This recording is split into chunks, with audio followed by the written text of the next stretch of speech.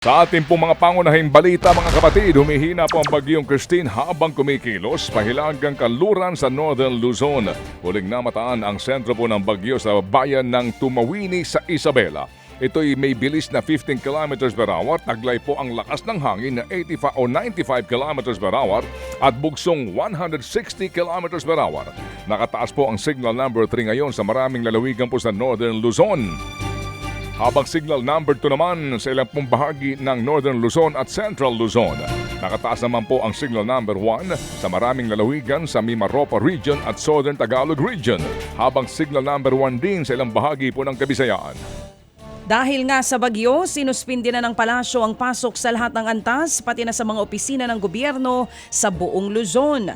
Ang mananatili na lamang na may pasok ay mga may kinalaman sa serbisyong pangkalusugan at ang pagresponde sa kalamidad.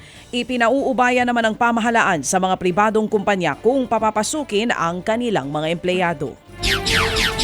Samantala pa rin, umabot po sa higit na 200,000 pamilya o higit na 1 milyong individual ang apektado po naman ng bagyong Christine.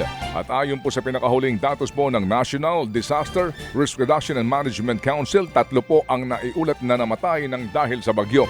Ngayon po may report na 14 ang patay, yan po kinukumpirma ng ating pong NDRRMC, habang 1 sugatan at 6 ang nawawala. Suma total, umabot na rin po sa 18 bayan at lungsod ang nagdeklara ng state of calamity. Ipinagutos naman ng Pangulong Bongbong Marcos Jr. na gamitin ang siyam na Enhanced Defense Cooperation Agreement o EDCA sites para sa relief operations sa bagyong Christine. Sa situation briefing sa NDRRMC kahapon, tiniyak ng Defense Department na may sapat na asset ang militar para sa bagyo.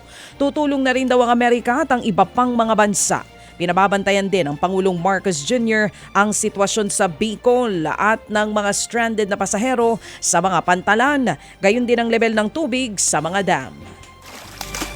Let's try to get the levels as low as we can without affecting the downstream communities bago pa dumating yung malaking ulan.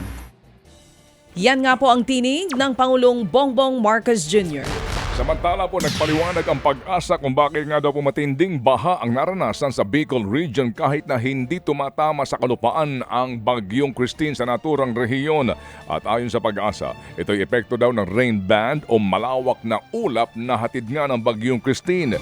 Yan daw po naghatid ng malalakas at mabigat na ulan sa iba't ibang bahagi po ng Luzon, Kabisayaan at maging sa Mindanao kahit na nasa karagatan pa ang bagyo. Mamaya po abangan nyo ating mga panayam tungkol po sa napaka-importanteng isyong ito.